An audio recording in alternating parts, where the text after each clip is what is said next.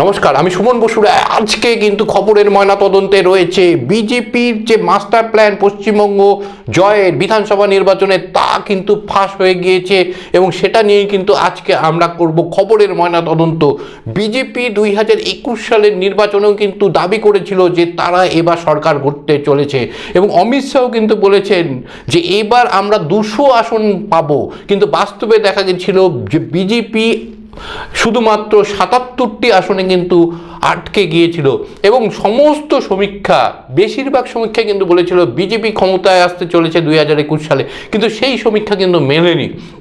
এবার বিজেপি তাদের কিন্তু সমীক্ষা প্রথমে তারা করিয়েছেন তিনটা সংস্থাকে দিয়ে তারা কিন্তু সমীক্ষা করিয়েছেন বাংলার, এবং প্রত্যেকটা সংস্থা বিজেপিকে আশ্বস্ত করেছে এবার সরকারে আসতে চলেছে বিজেপি।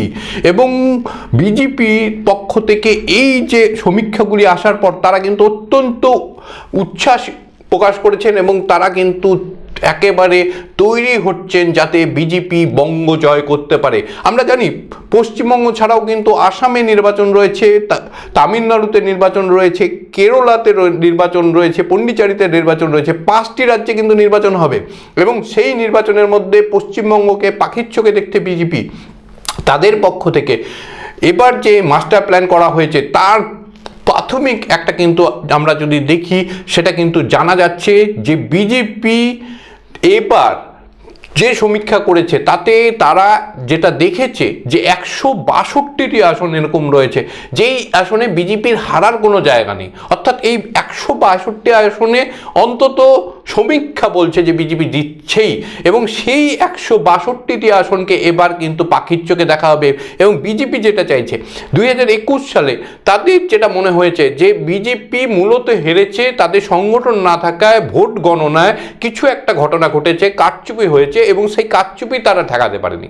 2021 সালে সেই যে ঘটনা সেখান থেকে তারা শিক্ষা নিয়ে এবার যেটা করছে যে নির্বাচনের আগে থেকে তারা এই 162টি আসনকে তারা একেবারে আমরা যদি দেখি টার্গেট করছে এবং তারা প্ল্যান নিয়েছে 3টি ক্যাটাগরি করেছে ভোটে জিতবার জন্য।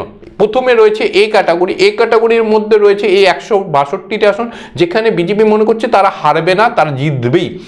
40টি আসন এরকম রয়েছে যেখানে বিজেপি জিততে পারে কিন্তু তৃণমূল একটু হলেও এগিয়ে রয়েছে বা হাড্ডাহাড্ডি লড়াই হবে সেই জায়গাগুলিতে। এই 40টি আসনও কিন্তু বিজেপি চাইছে যে তারা প্রথমে এই 162 আসন সেখানে অর্থ এবং তাদের শক্তি সর্বত্র খরচা করবে, বুথে বুথে খরচা করবে এবং তারপরে এই 40টি আসনেও তারা একেবারে পূর্ণ শক্তি দিয়ে লড়বে।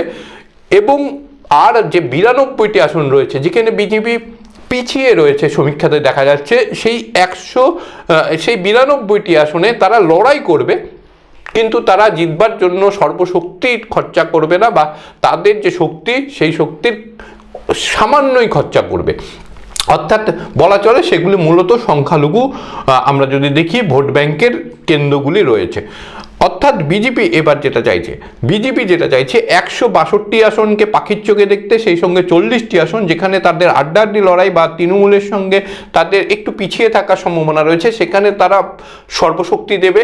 এবং এই যে 202টি আসন হচ্ছে এই 202টি আসনে তারা কিন্তু খুব শক্তি দিয়ে লড়বে এবং বাকি 92টি আসনে তারা অপেক্ষাকৃত, তারা এটাকে সি ক্যাটাগরির মধ্যে রেখেছে, এই আসনগুলিতে তারা শুধুমাত্র লড়াইয়ের চেষ্টা করবে।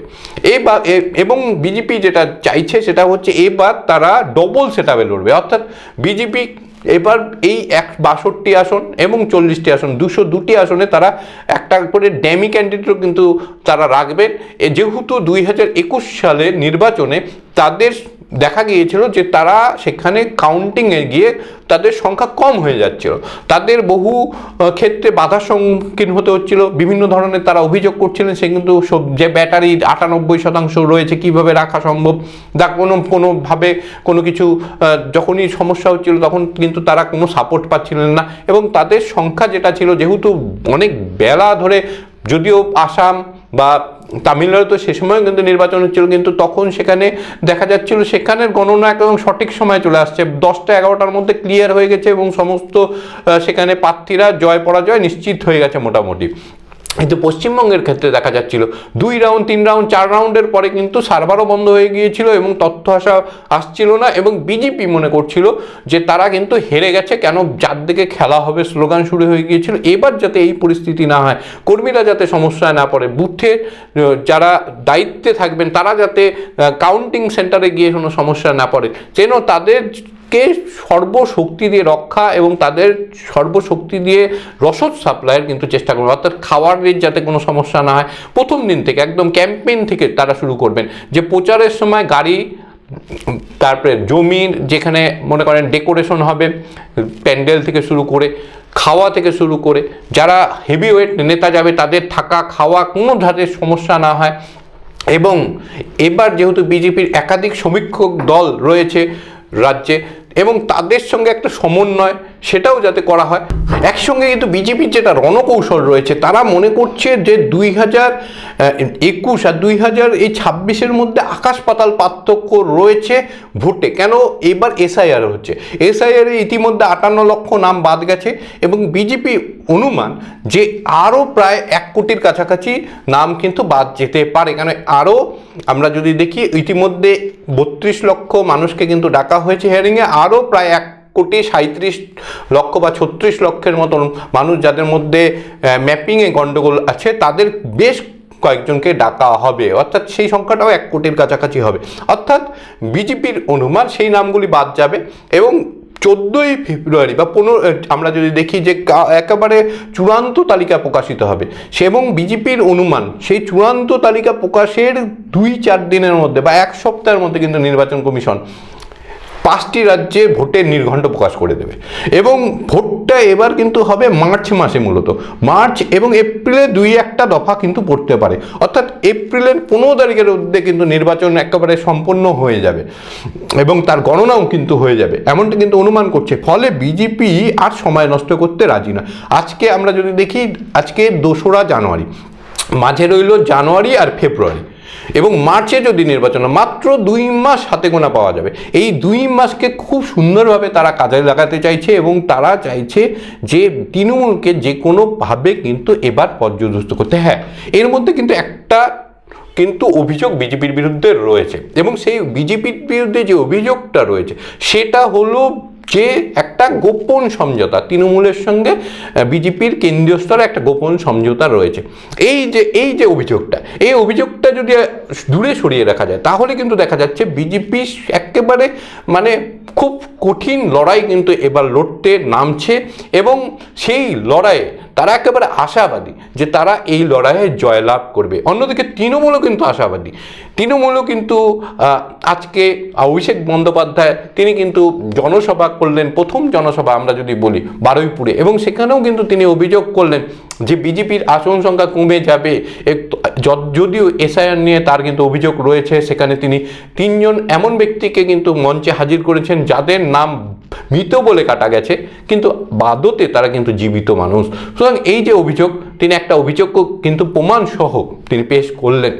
সুতরাং আমরা যদি দেখি তাহলে কিন্তু আগামী কয়েক মাস, আমরা যদি বলি আগামী 3 মাস একটা জমজমাটে কিন্তু আমরা রাজনৈতিক উত্তাপ দেখতে পাবো বাংলাতে, এবং তার মাঝখানে কিন্তু বিজেপির যে মাস্টার প্ল্যান পশ্চিমবঙ্গ জয়ের তা কিন্তু ফাঁস হয়ে গেল। অর্থাৎ বিজেপির 3টা ক্যাটাগরি করছে এবারের ভোটে নির্বাচনের জন্য, 294টি আসনকে তারা 3টা ভাগ করে দিয়েছে। এই ক্যাটাগরিতে রাখছে এমন আসন 162তে যেখানে বিজেপির হারার কোনো সম্ভাবনা নেই, বিজেপি এখানে জয়লাভ করবে, সেখানে সর্বশক্তি দিবে, হেভিওয়েট নেতা মন্ত্রী সবাই কিন্তু আসতে থাকবেন এবং প্রচার হবে। এবং সেই সঙ্গে কিন্তু রয়েছে আরও 40টি আসন যেখানে বিজেপি জয়লাভ করতে পারে, বা সেখানে 50-50 চান্স রয়েছে, সেখানেও তারা কিন্তু চেষ্টা চালাবেন। এবং সেই সঙ্গে কিন্তু তারা 92টি আসন এমন রয়েছে যেখানে মনে করা হচ্ছে সংখ্যালঘু সম্প্রদায়ের আসন, সেই আসনগুলিতে তারা শুধুমাত্র লড়াই করবে, সেখানে তারা কোনো রকম শক্তি ক্ষয়ে যাবে না। পাখির চোখ থাকবে 202টি আসন। অর্থাৎ আমরা যদি দেখি তাহলে বিজেপি তাদের যে শক্তি রয়েছে, যেই শক্তিকে তারা গত নির্বাচন 2021 সালে পুরোপুরি কাজে লাগাতে পারেনি, এবার কিন্তু তারা চাইছে সেই শক্তিকে একেবারে নির্দিষ্ট আসনে ভাগ করে পুরোপুরি কাজে লাগাতে। অত্যন্ত গুরুত্বপূর্ণ বিষয় আপডেট আজকে আমরা খবরের ময়নাতদন্তে দিলাম, এবং প্রত্যেক দিনই বিভিন্ন ধরনের ঘটনাক্রম এখন ঘটতে থাকবে। সেগুলি নিয়ে খবরের ময়নাতদন্ত যেমন থাকবে সুমনের পর্যবেক্ষণ। দেখতে থাকুন চ্যানেল বাংলা।